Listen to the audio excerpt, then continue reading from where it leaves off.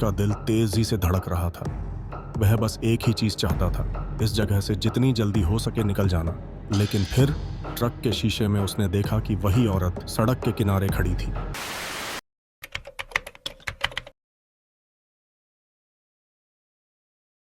यह कहानी राकेश नाम के एक ट्रक ड्राइवर की है, जो उत्तर प्रदेश से बिहार तक सामान की डिलीवरी करता था। राकेश पिछले 15 सालों से ट्रक चला रहा था और उसने कई खतरनाक सफर किए थे। लेकिन जो कुछ उसने 2018 की एक ठंडी रात में देखा, वह उसे आज भी डराता है। उस रात करीब 11:30 बजे राकेश गोरखपुर से पटना के लिए निकला। हाईवे पूरी तरह से सुनसान था और दूर दूर तक कोई दूसरा वाहन नजर नहीं आ रहा था। वह अकेला था और ट्रक के रेडियो पर पुराने गाने बज रहे थे। ठंडी हवा ट्रक की खिड़की से अंदर आ रही थी और हल्का कोहरा भी था। राकेश ने सिगरेट जलाई और सोचने लगा कि अगर सब ठीक रहा तो वह सुबह 4 बजे तक पटना पहुंच जाएगा। लेकिन उसे नहीं पता था कि आगे जो होने वाला था वह उसकी जिंदगी का सबसे खौफनाक अनुभव होगा। रात 1 बजे जब राकेश एक घने जंगल के पास के हाईवे से गुजर रहा था, तभी उसने सड़क के किनारे एक औरत को खड़े हुए देखा। वह सफेद सलवार कुर्ता पहने हुए थी और उसके लंबे बाल हवा में उड़ रहे थे। राकेश को यह अजीब लगा। उसने सोचा, इतनी रात को यहां कोई अकेली औरत क्या कर रही है?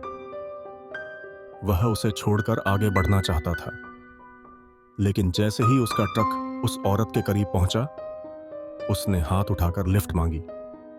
राकेश ने ट्रक धीरे किया और खिड़की से बाहर झांककर पूछा, बहन जी, इतनी रात में यहां क्या कर रही हैं?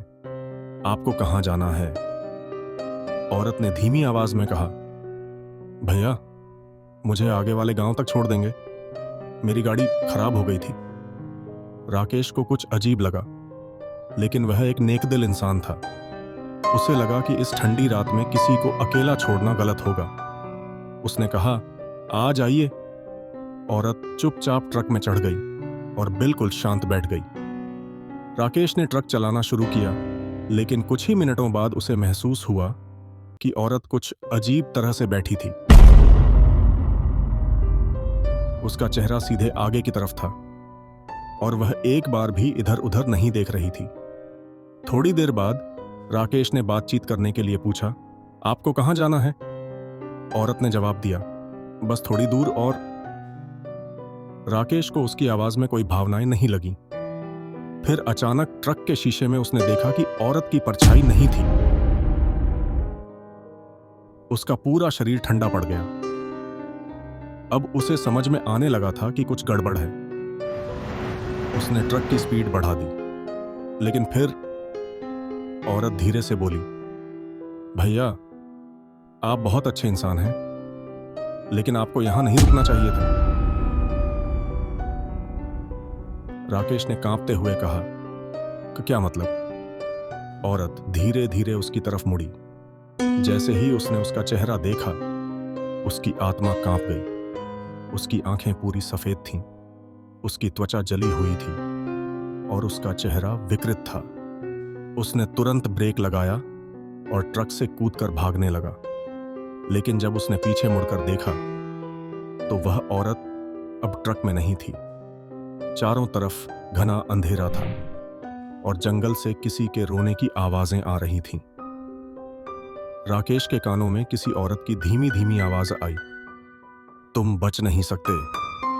वह पूरी ताकत से ट्रक की तरफ भागा, जल्दी से गाड़ी स्टार्ट की और बिना पीछे देखे हाईवे पर दौड़ पड़ा।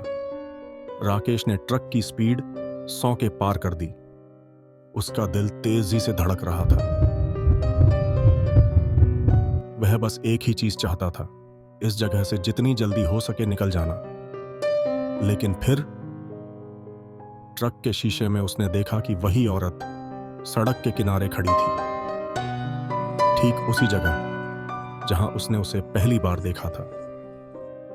राकेश को चक्कर आने लगा, लेकिन उसने अपनी आंखें बंद की और ट्रक दौड़ाता चला गया। सुबह 4 बजे जब वह पटना पहुंचा तो सीधा ढाबे पर जाकर बैठ गया। उसके चेहरे पर हवाइयां उड़ रही थीं। ढाबे के मालिक रामलाल ने पूछा, क्या हुआ राकेश भाई, आप तो बहुत डरे हुए लग रहे हो। राकेश ने कांपते हुए सारी कहानी सुनाई। रामलाल ने गहरी सांस ली और कहा, तू अकेला नहीं है जिसने उसे देखा है। वो औरत 10 साल पहले इसी हाईवे पर मरी थी। उसके साथ हादसा हुआ था, लेकिन किसी ने उसे बचाने की कोशिश नहीं की। अब वह हर साल कुछ लोगों को रोकने की कोशिश करती है। कभी कभी लिफ्ट मांगती है, कभी किसी और रूप में दिखती है, लेकिन जिसने भी उसे देखा उसकी जिंदगी कभी पहले जैसी नहीं रही। राकेश के शरीर में झुर्रियां दौड़ गईं।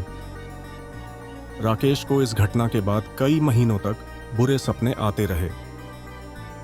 कुछ लोगों का कहना था कि वह सिर्फ एक भ्रम था, जबकि कुछ लोग मानते थे कि उस औरत की आत्मा अभी भी उसी हाईवे पर भटक रही है।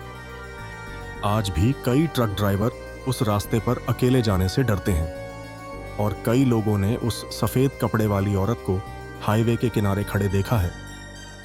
शायद अगली बार कोई और उसकी मदद के लिए रुके।